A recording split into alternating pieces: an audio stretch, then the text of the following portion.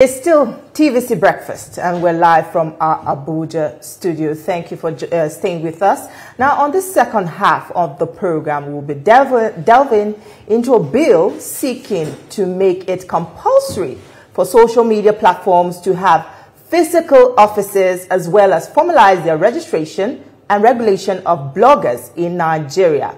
The bill has killed second reading at the Senate. And this is not the first time the Senate will make attempt to regulate the social media in the country. Its first attempt during the 9th National Assembly fizzled out after widespread criticisms and outcry by stakeholders who regarded it as an attempt to gag the media and contravene Section 39 of the Constitution, which guarantees the right to freedom of expression.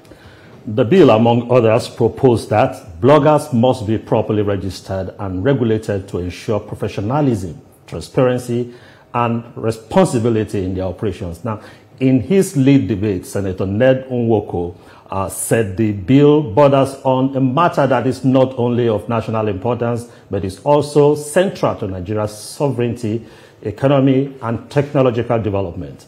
According to him, Nigeria is not just the most populous country in Africa, it is also one of the most active when it comes to digital engagement. He noted that with over 220 million people, social media has become an essential part of the people's daily lives. And to further deepen this conversation, we have in the studio Gloria Okolugbo, representing Senator Ned Nwoko, the Chairman Senate Committee on Oil Theft. Now, nice to have you here with us. It's a pleasure. Thank you so much for having me. Yeah. Now, the bill to regulate the social media, for some, it's an attempt to again gag the media.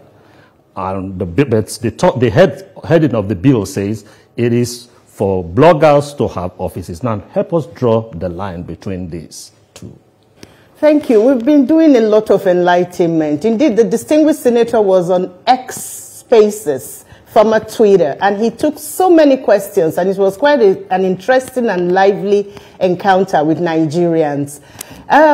Talking about the bill and starting it off with saying bloggers have to, that's not what this bill encompasses. This bill is about amending the 2023 Data Protection Act, and that's a key component that we must focus on before we talk about the other aspects.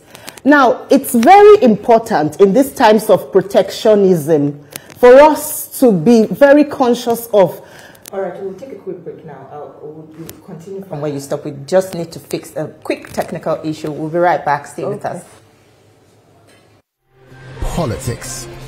In Nigeria, almost every part of our lives is touched by the politics we play.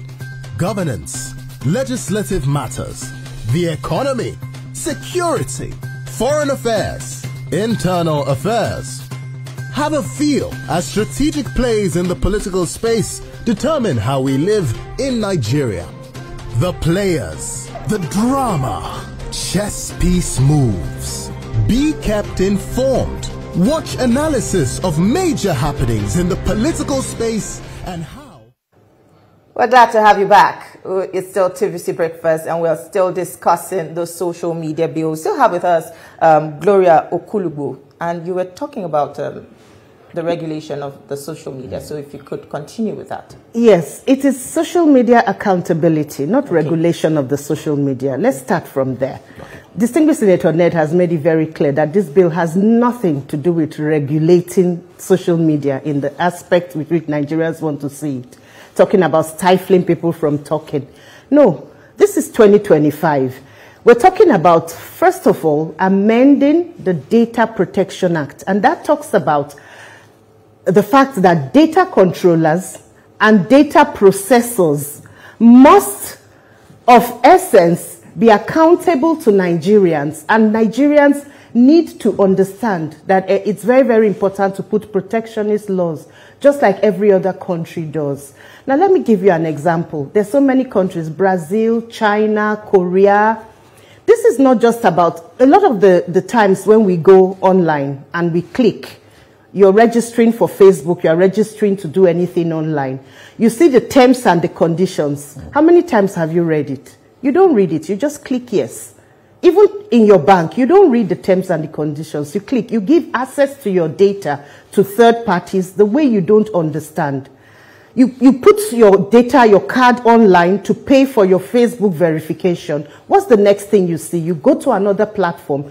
Your card pops up automatically because Facebook is mandated to give out data irrespective of your consent to anybody that just asks for it. So that can't happen in any other country. If I understand you now, you're saying this is more of protection of the yes, it's protection for you and I need to really draw attention to that. Well, some people are asking, do we really need this bill? Because we have the Cybercrime Act 2015 and the Penal Code, and they're saying that this already covers what this current bill is trying to address. Don't you think, do you think a new bill is necessary? And don't you think that this is a case of maybe government overstretching? The people are not informed. This is not a new bill. This bill was enacted in 2023, but there are gaps. Distinguished Senator Ned noticed the gaps, and he's amending those gaps because those gaps are critical to our sovereignty. They're critical to our income. They're critical to our gaining a lot from the digital ecosystem. And now, let me give you an example. The United States of America has what they call the Cloud Act. And that empowers the United States, for instance, to harvest information about you and I anytime they want, and irrespective of if these companies like Google, Apple, irrespective of if they're outside the shores of the US.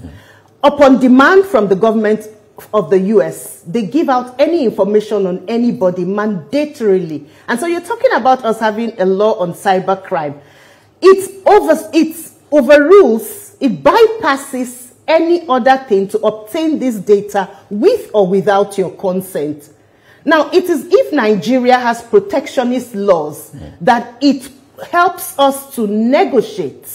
You can only negotiate on better terms the access people have, third parties have, to your data as citizens. So this is completely about sovereignty of our data, of our people. It is protectionist. Okay. Now, if you say there is protectionist, how did you come about the aspect of bloggers? Okay, that's also part of the bill, because if you don't have access to, let's start from the multinationals, the big companies, the Facebook, that's a major gap that we cannot look down on. They're not physically here.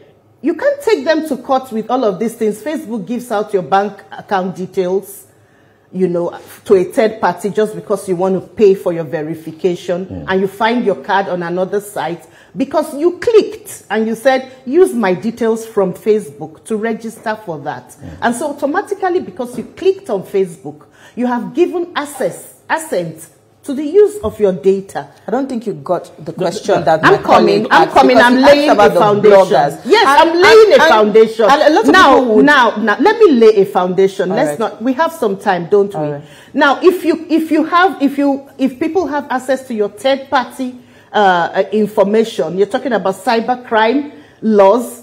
They overrule and they have access to it, and there's nothing you can do. Now, if you don't have their physical offices on ground within your physical boundaries, there's a limitation to how you can ensure that you can hold them to account. So that's where the link comes. They must have physical offices here for you to have access to them for justice, for legal redress, let's get some things clear. If you're talking about the likes of Facebook, Instagram, my question is, if you're talking about those ones, that they need to have physical offices in Nigeria, it's accepted. If you're not talking about bloggers, right? Because the perception in the public is that it is an attempt to drag in bloggers, in other words, to kind of gag the media. No, so listen, your focus is I'm getting there. I would like to follow up with this just quickly. And don't you think it's a bit of a coincidence? Because, you know, the Senate has come under a lot of fire, and that is because of the bloggers. This has raised a bit of an eyebrow that, okay, this could have drawn the attention of the Senate. You said it has been in the National Assembly. But the timing that it resurfaced, do you think that is also an attempt, to stifle these bloggers? It's not resurfacing. This bill was read for the first time in November last year, and it has gone through the second reading. Now, let's talk about the bloggers. Okay. Fair is fair. You're talking about the multinationals having locations and offices, and then most of the people that you have, and they're not the professionals. Mind you, the professionals have been complaining. Senators don't just enact bills, they talk to their constituents, and their bills derive from them. So fair is fair. It's equity for you to also have the people that are engaging to have locations. A lot of people online, we're not talking about a complicated. When we were younger and when we were registering companies, when you have a company, you don't operate out of the blue. You must have, and it's for your own interest. You must have somewhere. You don't have to run an elaborate office. The distinguished senator has made that very clear. You don't have to run an elaborate office or have 10,000 staff. You must be able to, you must have a location. In any case, your phone is even your location. So you can't run away. You can be tracked. So why do you need a physical office? It's very important because it gives the business credibility. In fact, when the distinguished senator was on X called Twitter, former Twitter, he was speaking, and there was a particular person that said he was completely unaware of all he was entitled to, all the work he had been doing online, and how much advantage the multinationals had been taking of him. And he had been evading tax without understanding the implications. And he had to go through a lot. So we're doing a lot to make sure that the refined version of this bill has a lot of input from everybody. Now we have a lot of bloggers who are beginning to understand the implication of this for them. There's an association that just wrote a commendation letter to the senator. The digital Society for Digital newspapers or something owners. Okay. When we talk about belonging to associations, we're talking about such groups. We're not saying it's nothing fancy, it's nothing big deal. You have to start from where you are. Okay, let's move on a bit. Are you aware that in December 2024, the Nigerian Guild of Editors, when the aspect of regulating the media came up, set up a committee that will liaise with the Attorney General, liaise with the Inspector General, and liaise with the National Assembly, so that we can fine-tune existing laws, the cybercrime law and all those ones that we have. Are you aware of that before talking about bringing in another bill that will ensure bloggers have? Because the fear is we must not gag the press, and also we must allow the public air their opinion about government and governance. I'm a communication director. If you gag the press, how am I going to do my work? Nobody wants to gag the press. How are the senators going to reach their constituents? Nigerians are just being suspicious without asking the right questions, and that's just a few people who don't understand. Once people gain understanding of the merits of this bill, you're still saying a new bill. It's not a new bill. It's an existing bill that is going to be amended. And you're talking about amending it to handle these 2 provisions or 3 provisions. It's just a small amendment, but major implications. It has implications to the sovereignty of this country, to protect our law, our data. Data is very critical to our security. We're talking about kidnapping. We're talking about a lot of security issues, and they're all intertwined in the issue of access to data, critical data. Well, I would like to bring in a very important angle. And today, digital platforms are more than just spaces for expression. They are major sources of income, especially for young Nigerians. What's the guarantee that this bill won't threaten their livelihood? In fact, it will enhance their livelihood. Because if you're selling wigs, and I know where you are, I bought a couple of products, and I can trace them. I know where you are. I know that there's a location. I can send you money before you send me the wigs. But you lose a lot of clients when nobody knows where to where nobody knows, or they're not sure where to locate you, and you're selling wigs. And it's only pay on delivery. And sometimes you send people to somebody's house and they're not even ready to buy. So there's a lot of drawback from the fact that people want to operate clandestinely. There are very few people that are really interested in operating clandestinely if there's no crime motive. The understanding of the implication of this bill is what Nigerians need to know. It's completely in the interest of the people. Now, I like the aspect that you said, okay, you're trying to fine-tune the existing bill so that we'll correct it is an amendment of the bill. Now, during registration of businesses, the Corporate Affairs Commission, I expect that those things about offices, your location are stated. Now, if there is a gap in there, why is the National Assembly not thinking of, okay, let's amend that act for the Corporate Affairs Commission and make them ask about those, include those things during registration? Because we tend to we keep making laws, whereas there are existing laws that we need to work on or improve on, but we want to enact new ones. You're talking about something else entirely. You're talking about corporate affairs registration. How many people are selling Zobo and Kunu and are using online? The bloggers. How many of them are registered, can afford, have registered their company? They can register their company after some time and then be able to access more things. So we're talking about the digital, the ecosystem, the digital ecosystem now, where, you capture as many people as possible within that framework. And we're talking about them being able to organize, to enhance the economy of the country and their personal economy, to capture more people within that space who operate in a way that people can trust them. All right. There's also a case between Omoyele Sowore and Senator Ned Nwoko, which many people cite as a classic example of how laws like this can be used to clamp down on free speech. Do you think the current bill could lead to a similar situation? Well, you have given me the opportunity to talk about Sowore. I'm an activist before I became a politician. You don't struggle to be an activist. You are either naturally an activist and people follow you. You don't throw away the hard work of people on the bedrock of struggling all the time to say Nigerians should follow you for revolution. It's unfortunate because I had not joined Senator Ned when I heard Sowore talk about distinguished Senator Ned. It's unfortunate how carelessly he talks and how much he seeks. Confirming that this bill will address something like that? No. What I'm saying is that your activism, right, has nothing to do with your speaking up for the right things, has nothing to do with notoriety. When you stand up for what is right, and you're standing up for what is right, it's on the table. It is clear.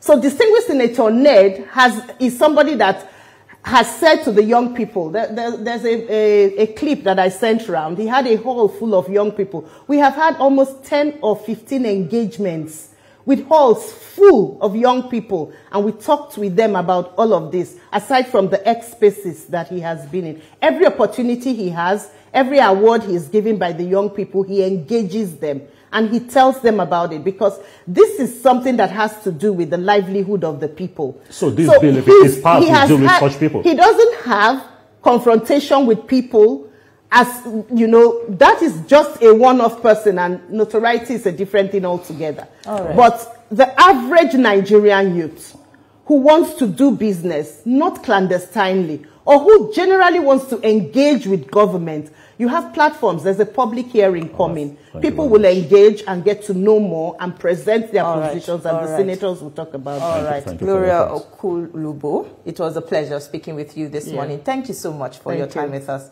on the program. Yeah. Well, as you've heard it, that's our package from you here in Abuja. It's back to you in Lagos, Veronica. Thank you, TJSU. Thank you, Eshamomo, for that interesting interview and conversation, especially on